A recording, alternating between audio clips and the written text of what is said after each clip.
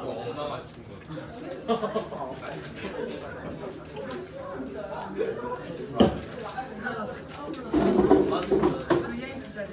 자, 수업을 시작해 보도록 하겠습니다. 조용히 해주시고요. 네, 여러분 반갑습니다. 캠브리지 동아시아사 한국사 시간이 돌아왔습니다. 우리 지난 시간에 불교를 중심으로 삼국시대의 문화에 대해서 이야기를 해봤어요. 그죠? 이번 시간에 불교를 제외한 나머지 것들에 대해서 같이 한번 이야기를 해보도록 하겠습니다. 자, 지난 시간에 했던 이야기는 중앙집권화 과정에서 천신신앙 같은 원시적 신앙을 뛰어넘는 고등 종교가 있어야 중앙집권적 법과 제도를 뒷받침해 줄 수 있었기 때문에 불교를 수용하였다라고 이야기를 하였어요. 그죠? 그래서 불교는 처음부터 정치적 목적에서 수용이 되었기 때문에 백성을 통합한다든지 왕실의 권위를 높인다든지 통치자들의 지배를 합리화하는 데에 이용되었다라는 이런 이야기들을 쭉 했었습니다. 그러면서 호국 불교에 대해서도 이야기를 했었고 교종과 선종이라는 종파에 대해서 이야기를 하면서 마지막에 선종이라고 하는 것이 신라 말에 들어오게 되면서 승탑 같은 것들이 많이 만들어졌다라는 거 이야기를 했었고 발해 불교까지 이야기를 해봤어요. 그죠? 이번 시간에 유교를 가르치는 유학에 대해서부터 이어서 설명을 해보도록 하겠습니다. 같이 한번 살펴보도록 할게요. 자, 통일 이전의 고구려 백제 신라에서는 언제 어떻게 유교를 받아들였으며 그것을 유학의 형태로 가르쳤는지 자세한 자료가 남아있지 않기 때문에 정확하게 알기 어렵습니다. 다만 고구려에서는 수도에는 태학, 지방에는 경당이라고 하는 교육기관을 두고 각각 유교 경전과 역사, 유교 경전과 무술을 가르쳤다라는 기록들을 통해서 어떻게 정확하게 교육이 이루어졌는지는 모르겠지만 고구려도 유교를 받아들였고 그것을 유학으로 가르쳤구나라는 것을 미루어 알 수 있다라는 것이에요. 백제의 경우에도 마찬가지입니다. 정확하게 어떤 형태의 교육이 이루어졌는지 알 수는 없지만 오경 박사가 있었다라고 해요. 오경 박사란 무엇이냐? 오경, 유교에서는 5가지 경전을 굉장히 중요하게 생각을 합니다. 시경, 역경, 서경, 예기, 춘추. 순서가 틀렸다. 시경, 서경, 역경, 예기, 춘추라고 하는 5개의 유교 경전인데요. 오경 박사란 이 오경에 대해서 어떤 사람? 박사니까 그렇죠. 말 그대로 다 아는 사람, 통달한 사람을 일컬어 오경 박사라고 합니다. 보통은 이 오경 박사가 유교 경전을 가르치거든요. 중국에도 있는 관직의 명칭이었어요. 그래서 중국에서도 오경을 가르치는 사람의 이름이 오경 박사였는데 백제에도 그거랑 똑같은 이름의 관직이 있었다라고 하는 것은 어떠했는지 모르겠지만 백제에서도 유교를 받아들이고 유학교육이 이루어졌구나라는 것을 알 수가 있다라는 것입니다. 신라도 마찬가지예요. 통일 이전의 신라에서 어떠한 형태로 유학이 가르쳐졌는지 정확하게 모르겠습니다만은 임신서기석이라고 하는 돌멩이가 발견이 되어 임신년에 쓰여졌고 서기, 맹세를 기록한 석, 돌멩이가 임신서기석입니다. 임신년은 60년마다 돌아오는 거기 때문에 이게 6세기에 만들어진 돌멩이인지 7세기에 만들어진 돌멩이인지 정확하게 알기는 어려운데 거기에 어떤 내용이 적혀있느냐? 2명의 화랑이 언제까지 유교경전 뭐를 우리 함께 열심히 공부하도록 하자라는 이런 공부에 대한 다짐의 내용이 적혀 있더라라는 겁니다. 교육이 어떻게 이루어졌는지는 모르겠지만 화랑이 유교경전 열심히 공부하자고 맹세한 내용이 적혀 있었어. 신라는 통일 이전에도 유교경전을 가르쳤구나, 공부했구나 라는 내용을 알 수가 있다라는 것이죠. 이해가 되시죠? 한편 통일 이전에도 역사서가 아니지 고려 이전에도 삼국시대 때에도 우리나라에서는 역사를 기록한 책 역사서가 만들어졌다고 합니다만은 지금까지 남아있지는 않아서 어떤 내용이 기록되어 있는지는 정확하게 알 수가 없습니다만 아마도 우리나라의 자랑스러운 역사를 기록함으로써 그리고 역대 왕들이 얼마나 훌륭한 분들인지를 책으로 남김으로써 왕실의 권위를 높이고 백성들로 하여금 자연스럽게 충성심을 높이는 그런 의도에서 만들어진 것으로 보고 있다라는 겁니다. 그랬구나 하고 넘어가시면 돼요.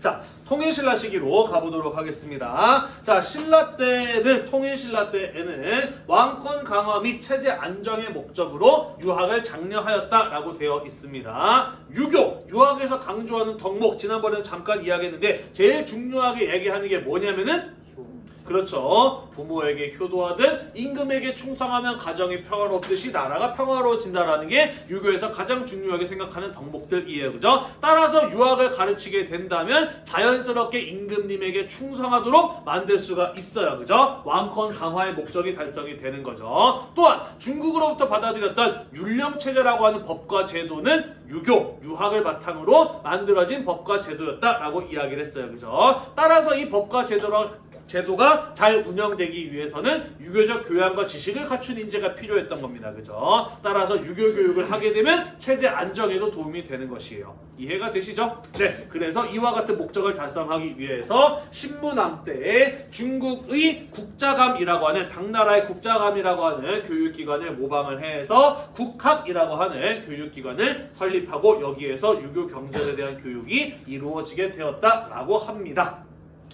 아, 그랬구나 하고 넘어가시면 되겠어요. 자, 다시 말해서 나라를 이끌어 나갈 인재는 유교적 교양과 지식을 갖춘 사람이 필요했다라는 겁니다. 따라서 유교 교육만 할 것이 아니라 유교적 교양과 지식을 제대로 갖춰 있는지 가려내서 사람들을 뽑을 수 있는 제도도 필요했던 것이에요. 그죠? 그래서 수나라 당나라에서는 어떤 제도가 시행이 되었던 거예요?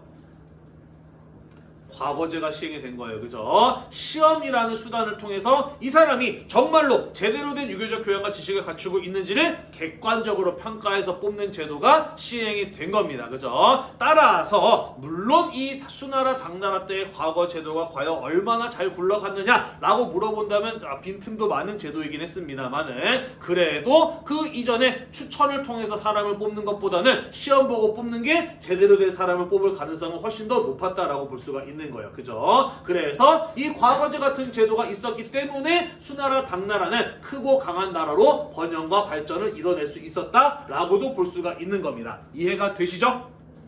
따라서 이런 좋은 제도를 신라도 무엇하고 싶었을까? 따라하고 싶었을 거예요. 그죠? 문제는 신라는 굉장히 엄격한 신분제가 있었다라는 것이죠. 무엇이었나요? 바로 골품제였어요. 그죠? 태어나는 순간 나이가 죽을 때까지 누릴 수 있는 사회적 지위와 특권이 이미 정해져 있는 게 골품제입니다. 그리고 그것을 벗어날 수가 없어요. 그죠? 진골 귀족들은 태어나는 순간부터 신라에서 최고의 지위와 권력을 누리며 살 수 있는 제도가 바로 골품제라고 하는 것입니다. 다시 말해서 진골 귀족들 입장에서 신라 사회를 지배하고 있는 진골 귀족들 입장에서 나보다 두품이 낮은 6두품, 5두품 같은 애들이 시험 잘 봤다는 이유로 고위 간직에 뽑아주는 이런 제도를 도입하고 싶을까 싶지 않을까? 용납할 수가 없어요. 그죠? 그래서 과거제 같은 제도는 골품제의 벽에 막혀서 신라로 들어올 수가 없었던 겁니다. 이해가 되시죠? 그죠? 그래서 신라는 골품제 같은 것 때문에 망했다라고 볼 수가 있는 겁니다. 6두품, 5두품 아무리 열심히 노력하고 훌륭한 유교적 교양과 지식을 쌓았다고 하더라도 진골 귀족들의 특권을 넘어설 수가 없었던 것이에요. 그죠? 또한 진골 귀족들 입장에서는 굳이 지금 내가 골품제 하에서 신라 최고의 권력과 특권을 누리고 있는데 굳이 열심히 공부해서 살아보는 제도 같은 것들을 도입할 이유도 없었던 것이죠. 그죠? 네. 자, 하지만 국가 입장에서는 공부 열심히 한 사람을 가려낼 수 있다면 국가 발전에 도움이 될까요?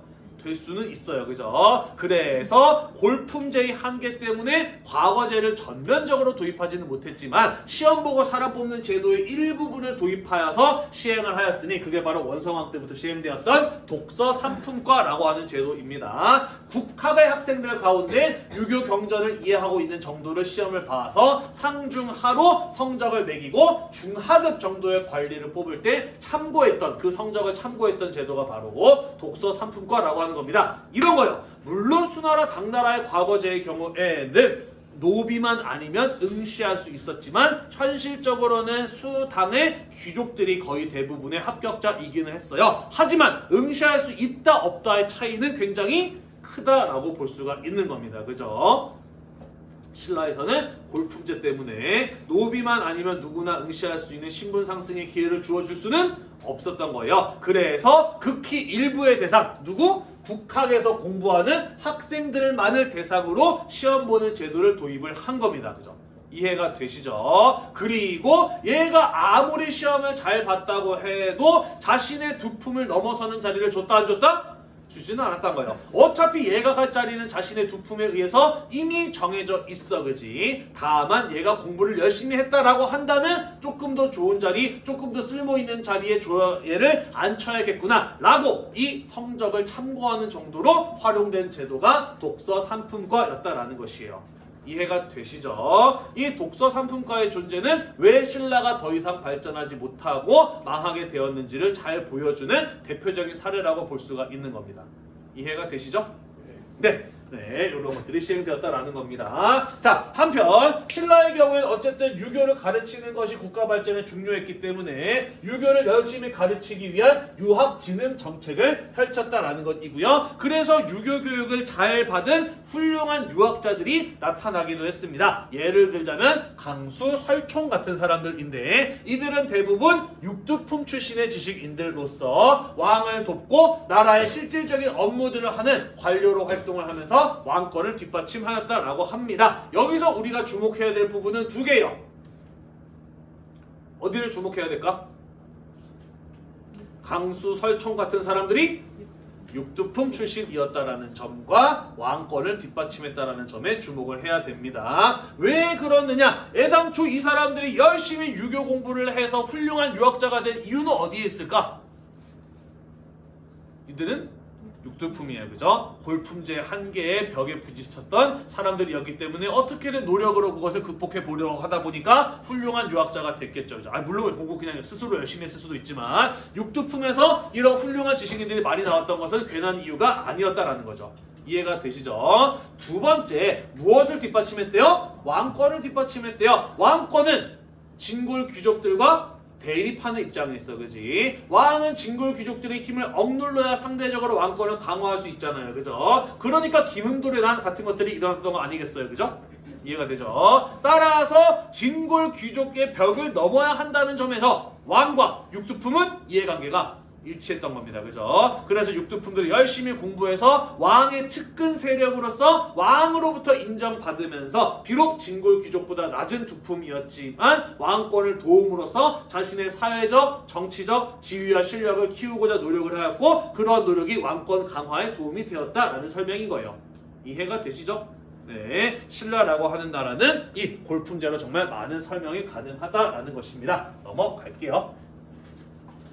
자, 발해로 가보도록 하겠습니다. 발해에서도 유교를 어떻게 받아들이고 그것을 어떻게 가르쳤는지 유학에 대해서 정확하게 알기는 어려워요. 왜냐면 아까도 지난번에도 이야기했듯이 발해라고 하는 나라는 워낙 남아있는 게 별로 없다 보니까 이 발해라고 하는 나라의 모습을 파악하기에는 한계가 존재합니다. 다만 몇몇 개 남아있는 흔적들을 통해서 발해 역시 유교를 받아들였으며 그것을 가르치는 유학이 발달했음을 알 수가 있다는 것이죠.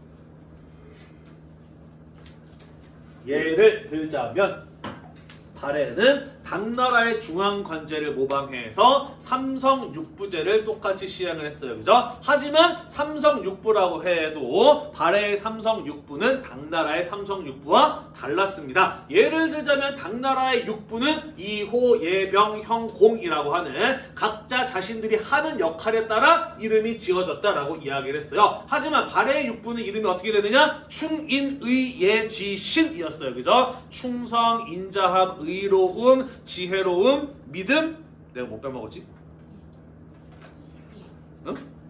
예의 갖춤, 그죠? 요런 것들을 육부의 이름으로 지었다라는 것이죠. 충인, 의, 예, 지, 신 모두 유교에서 강조하는 덕목들이잖아요. 그죠? 유교적 덕목들을 나라의 중앙관청의 이름으로 지었다라고 하는 것은 무엇을 알 수 있다? 발해도 유교를 중시했구나, 가르쳤구나 라는 것들을 알 수 있는 부분이다라고 보시면 되겠습니다. 또한 당나라의 유교 교육기관이 국자감을 모방한 주자감이 있었던 것 역시 귀족 자제들을 대상으로 유교 경전의 교육이 이루어졌음을 알 수 있는 부분이다라는 것이고요. 한편 당나라에는 과거 시험 가운데 빈공과라고 하는 제도가 있었습니다. 이게 뭐냐면요, 당나라의 과거 시험이지만 외국인들을 대상으로 치르는 일종의 외국인 전형, 그게 바로 빈공과라고 하는 것이었습니다. 당나라의 빈공과 합격자 역대 명단을 뒤져보면은 어느 나라 출신이 제일 많을까?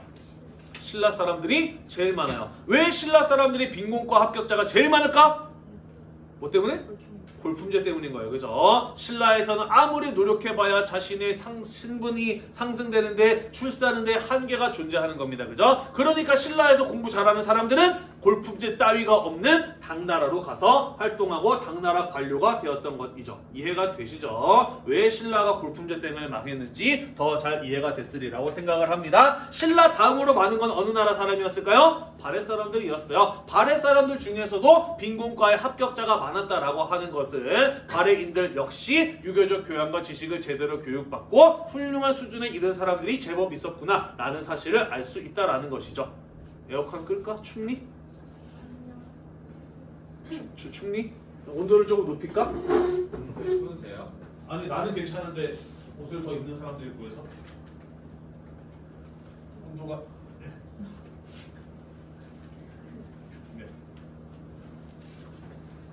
아침에 춥다가 점심에 덥다가 들쭉날쭉이네요. 네, 한편 일본의 외교 사절로 갔던 발해의 사신들이 일본에 남긴 글들이 아직까지 남아 있는데 그 글을 보니까 한문을 꽤나 수준 높게 잘 쓰더라라는 겁니다. 수준 높은 한문학 교육이 이루어졌구나라는 것도 알 수 있다라는 것이에요. 이해가 되시죠? 네, 넘어가도록 하겠습니다. 자, 한편 유교, 불교만큼 큰 영향력을 미치지는 못했으나 한때 고구려 그리고 한때 삼국시대 그리고 나아가서 고려시대까지도 꽤나 영향을 행사했던 종교가 있으니 그게 바로 도교라고 하는 종교가 되겠습니다. 도교란 무엇이냐? 한마디로 말하기가 좀 어려워요. 왜냐면 도교는 중국에서 만들어진 종교인데요. 중국 사람들이 기존에 가지고 있었던 미신적인 신앙이나 종교, 철학, 사상, 역사 혹은 전설 같은 이런 것들이 온갖 것들이 복합적으로 결합이 된 종교가 바로 이 도교라고 하는 종교입니다. 말 그대로 짬뽕 같은 종교가 바로 이 도교라고 하는 종교라고 보시면 되겠습니다.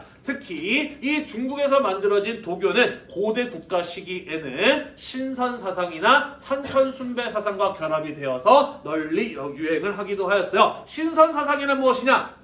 신선이 있다고 믿는 게 신선 사상이에요. 그럼 신선은 뭐냐? 돌을 닦아서 현실의 인간 세계를 떠나 자연과 법하며 산다는 상상의 사랑으로 고통이나 질병도 없으며 죽지 않는다고 하는 존재가 신선인 거예요. 예를 들자면 이런 거죠. 전래동화에서 주인공이 위기에 빠졌을 때 뿅 하고 나타나서 그에게 구원의 손길을 내주거나 혹은 잘 살 수 있는 기회를 주는 사람. 어떤 캐릭터죠? 나무꾼이 열심히 나무를 베고 있으면 손이 미끄러져 도끼가 날아가가지고 연못에 풍덩 빠져서 그랬더니 산신령이 나타나서 금도끼가 네 도끼냐 은도끼가 네 도끼냐 물어보고 이제 그 둘 다 착하면 둘 다 주고 막 이런 거 나오잖아요. 그죠? 산신령 같은 존재가 신선이라고 보시면 돼요. 이해가 되시죠? 그리고 산천숭배사상 그런 신성한 영혼이 큰 산이나 큰 강 같은 곳들에 존재하고 있다라고 믿고 숭배하는 게 산천숭배사상이라고 보시면 되는 거예요. 이해가 되시죠? 도교는 어떤 종교냐? 그래서 신선 같은 사람이 나타나서 지금 나에게 금도끼, 은도끼를 주든 복을 줬으면 좋겠어 라고 바라는 종교예요. 현세 구복적이다라고 이야기를 합니다. 또는 나도 신선처럼 늙지 않고 병들지 않고 죽지 않고 오래오래 살았으면 좋겠어 라고 바라는 종교가 도교입니다. 우리는 그런 걸 가지고 불로 장생을 추구한다 라고 이야기를 해요. 이해가 되시나요? 다시 말해서 지금은 잘 먹고 잘 살고 죽을 때 되면 죽지 않고 오래오래 살았으면 좋겠어 라고 바라는 게 도교라는 거예요. 이해가 되시죠? 네, 불교에서는 내가 고통으로부터 벗어나기 위해서는 욕심을 버려야 한다 라고 이야기를 하고 있고 유교에서는 부모에게 효도하듯 임금에게 충성해야 가정이 평화롭고 나라가 평화로울 수 있다 라고 이야기를 하고 있습니다. 그죠? 하지만 도교는 어때요? 현실적인 인간의 욕망에 충실한 종교예요. 그죠? 그래서 유교, 불교가 갖지 못하는 매력을 가지고 있었다라는 것입니다. 그래서 한반도로 중국의 문화가 들어오는 과정에서 도교도 같이 들어오고 널리 유행을 하였다라는 것이에요. 이해가 되시죠? 네. 다만 이 도교의 흔적이 주로 어디에서 많이 발견이 되느냐? 귀족의 무덤 같은 곳들에서 많이 발견이 돼요. 그래서 도교라는 종교는 지배층, 귀족들을 중심으로 받아들였고 널리 유행하였구나 라고 본다라는 거예요. 이해가 되시죠? 네, 고구려의 지배층의 무덤이었던 강서 무덤으로 추정되는 강서대묘에 보면은 벽에 이런 그림들이 그려져 있습니다. 청룡, 백호, 주작, 봉황이라고도 해요. 현무라고 하는 상상의 동물들이 그려져 있는데 이 동물들은 모두 도교에서 동서남북을 지킨다는 신성한 동물들입니다. 이런 것들이 벽에 그려져 있는 걸 봤을 때 고구려의 귀족들은 도교를 믿었구나라는 것을 알 수 있다라는 것이에요. 한편 백제에서는 산수무늬 벽돌이나 금동으로 만든 금과 구리로 만든 대향로, 거대한 향로 같은 것들이 나오기도 했습니다. 보니까 서민이 쓰는 것 같아요? 귀족이 쓰는 것 같아요? 귀족들이 쓰는 것 같아요. 그죠? 대단히 잘 만들어진 예술품들이라고 볼 수가 있는 것이죠. 여기에 표현되어 있는 산 요거 도교에서 신선들이 모여 산다는 봉래산을 표현한 것으로 보고 있어요. 그래서 이 역시 도교를 백제의 귀족들이 받아들였구나라는 것을 알 수 있는 증거들이기도 하다라는 것이죠. 여기 있는 이 새, 여기 있는 봉황인 거고요. 여기 이제 봉래산을 떠받치고 있는 용, 여기에 나와 있는 용과 같은 존재라고 보시면 됩니다. 그래서 도교가 들어오고 유행을 하였구나라는 거 알 수 있다라는 소리예요. 넘어가겠습니다. 자, 한편 풍수지리설은 신라 말에 우리나라에 들어왔다라고 합니다. 그런 것으로 추정이 돼요. 풍수지리설이 무엇이었나요? 땅과 산, 강의 모습을 보고 인간에게 좋은 영향을 준다는 에너지가 모이는 어디? 명당이라는 땅을 찾는 이론이 풍수지리설이라고 하는 것이에요. 풍수지리설도 원래 중국에서 처음 만들어진 이론이었습니다. 중국에서는 바람풍 물숫자를 뭐라고 읽더라? 팽수이라고 읽던가 아무튼 그래요. 팽수이라고 하던가 그렇습니다.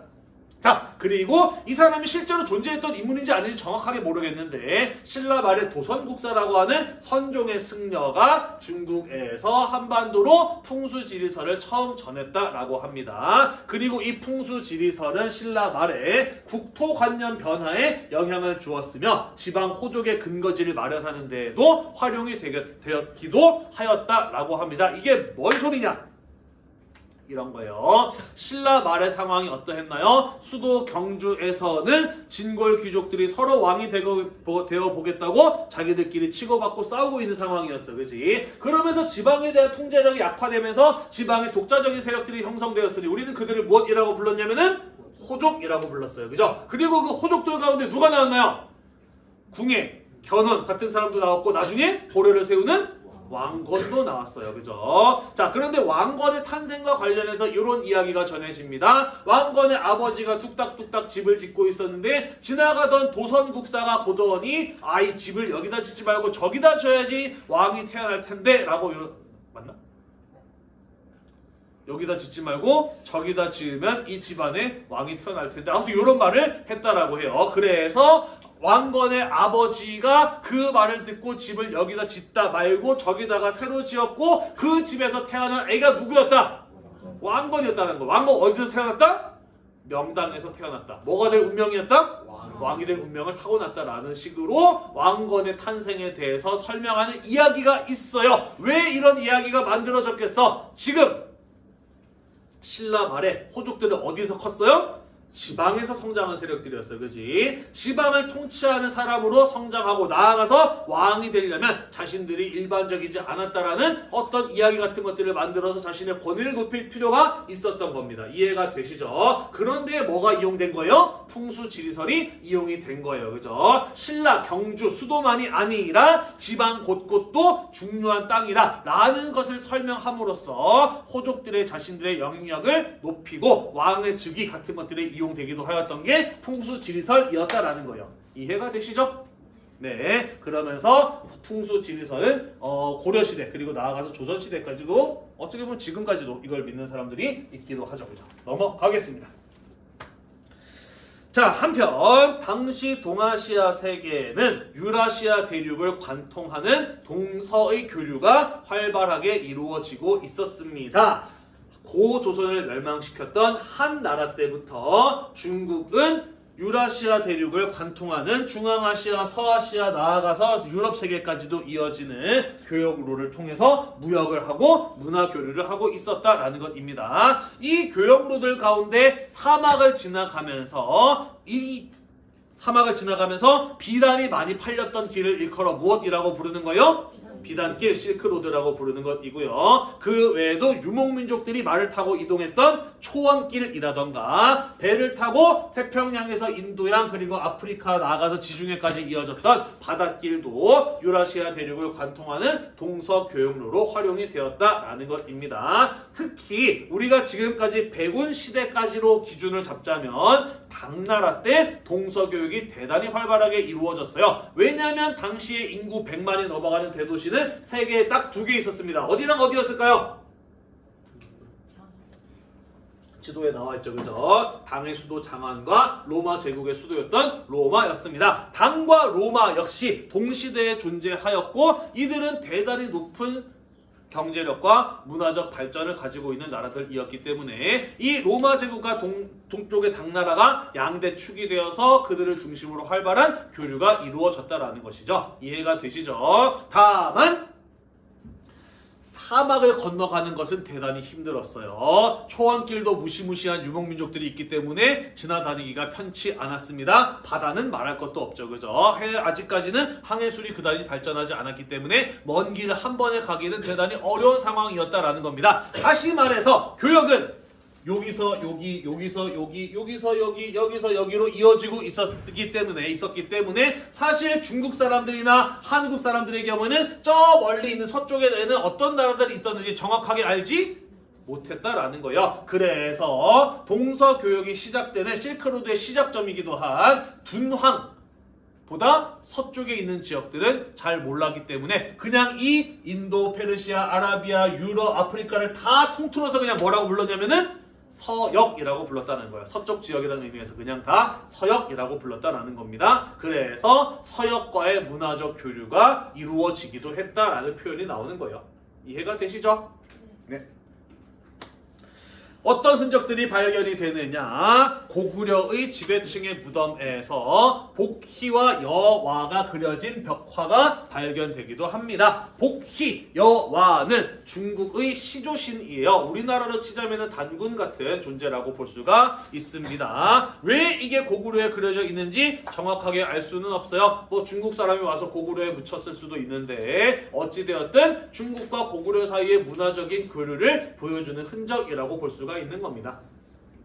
한편 중앙아시아에 있는 우즈베키스탄의 궁전 벽화에 그려진 그림을 봤는데 하얀색 동그라미 안에 있는 사람들이 어떤 옷을 입고 어떤 모자를 썼는가 봤더니 고구려 벽화에 그려져 있는 사람들이랑 똑같은 모자를 쓰고 옷을 입고 있더라라는 겁니다. 어떻게 우즈베키스탄과 고구려 사이의 교류가 이루어졌는지는 모르겠지만 아마도 어떠한 형태로든 교류가 이루어지고 있었음을 알 수 있는 증거이기도 하다라는 것이에요. 이해가 되시죠?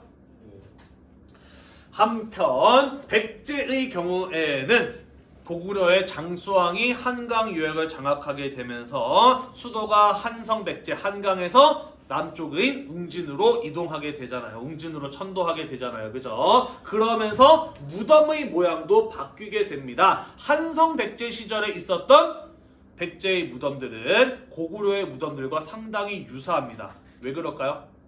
둘 다 부여 계통의 민족들이었기 때문이죠. 그런데 웅진으로 내려오고 난 이후에 백제 왕들의 무덤은 스타일이 바뀝니다. 당시 중국의 남쪽 왕조들, 남조에서는 황제의 무덤을 벽돌로 쌓아서 터널식으로 만든 벽돌 무덤을 만들고 있었는데 웅진 시기에 발견되는 백제 왕들의 무덤은 무령왕릉처럼 벽돌로 만들어진 터널식의 무덤을 발견된다라는 거죠. 이를 통해서 무엇을 알 수 있다? 백제는 웅진 시기에 바다 건너 중국의 남조와 활발한 교류를 하였구나라는 것을 알 수가 있다라는 겁니다.